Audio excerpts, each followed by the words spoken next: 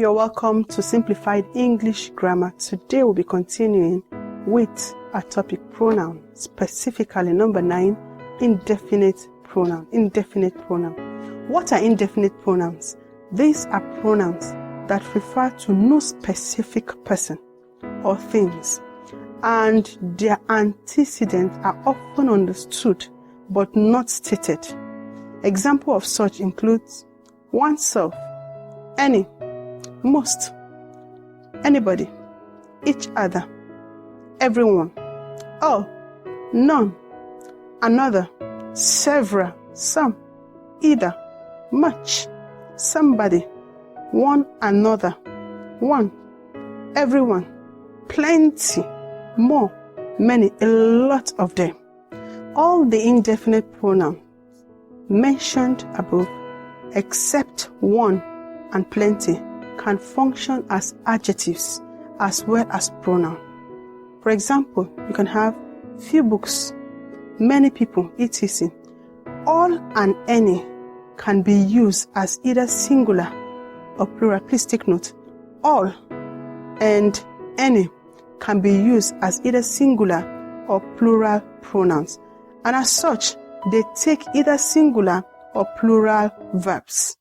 They take either singular or plural verbs. Let's take some examples in sentence form to illustrate indefinite pronouns. Number 1, we have all who fight and run live to fight again. All who fight and run live to fight again. Number 2, we have all that glitters is not gold. All that glitters is not gold.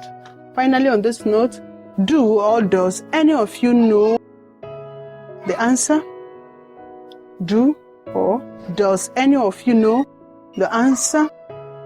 So, having seen this, both some, many, and few are plural. Therefore, they attract plural verbs. For example, both of them are coming.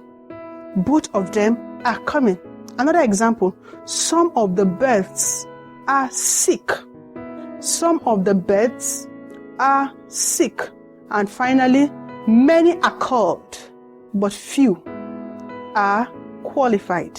Many are called, but few are qualified. Next is interrogative pronouns. Interrogative pronouns.